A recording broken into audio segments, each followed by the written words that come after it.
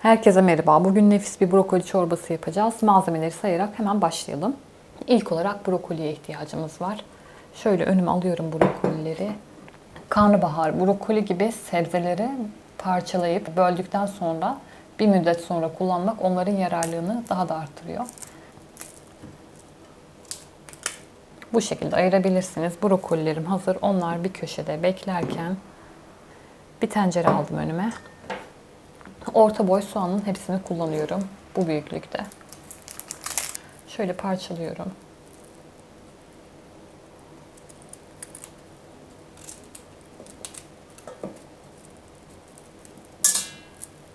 Brokolilerimi doğradım. Soğanlarımı da öyle üstünkörü doğruyorum. Zaten robottan geçeceği için.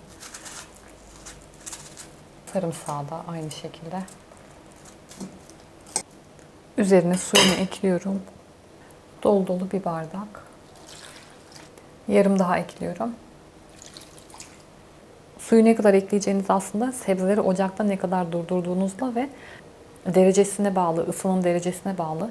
Orta ateşte mi yapıyorsunuz, yüksek ateşte mi? Ben ölçüleri veriyorum ama kıvama bakarak da gidebilirsiniz. Ocağa alıyorum. Sebzelerim yumuşayana kadar pişireceğim. Kapağını da örtüyorum.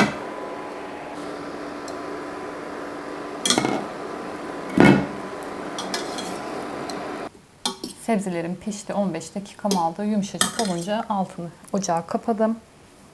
İstediğim kadar tuz ekliyorum.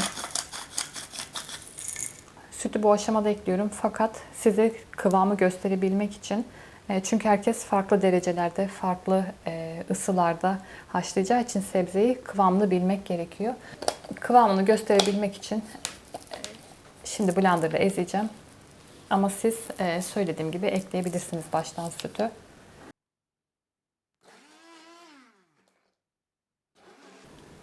Kıvamı bu şekilde. İçinde pütürlük yok hiç. Bu da benimle alakalı bir durum değil. Blender'ın gücüyle alakalı. Şimdi bu aşamaya geldikten sonra sütünü ekliyorum. Bu yeterli gelmeyecek. Yine de bir karıştırıyorum. Her zaman kontrollü ekliyorum. Hala koyu. İkinci bardağı da ekliyorum. İkinciyi de ekliyorum. Genelde ikinciden sonra olmuş oluyor. Ama yine bir bakacağım. Sizin püreniz daha sıvı kıvamda olursa 1,5 ekleyin. Kontrollü ekleyin. Kontrollü gidin.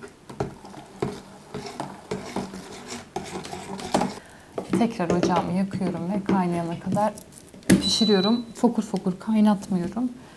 Kaynar kaynamaz hemen ocağımı kapatıyorum. Kaynaması yeterli sadece. Çorbam kaynadı. Kapattım ocağımı.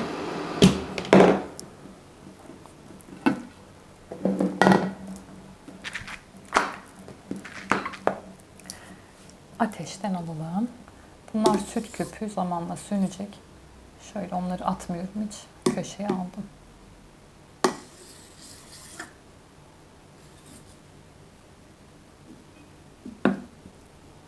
Kıvam şahane. Tadı da öyle. Brokoli sevmeyenleri buraya alalım. Öyle bir çorba. Şöyle görünüyor mu acaba?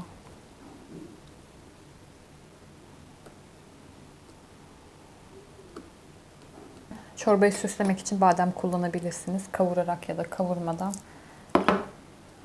birkaç tane bademi üzerine doğrayabilirsiniz. Ben şöyle brokoli atıyorum içine. Bunları buharda haşladım. Haşlamadan önce küçük parçalara ayırdım. Brokoli çiçeğinin başladığı tam sap kısmından keserseniz böyle parçalara ayrılıyor zaten. Şöyle daldırıyorum içine. Hemen tadıyorum. Brokoli sevmeyenlerin bile sevebileceği bir çorba. Tam zamanında. Kesinlikle denemelisiniz. Ama içinde bu brokoli taneleri ben sadece süslemek için kattım. Taneli bir çorba sevmiyorsanız hiç katmayın. Tarifimi beğendiyseniz beğen butonuna basmayı unutmayın lütfen.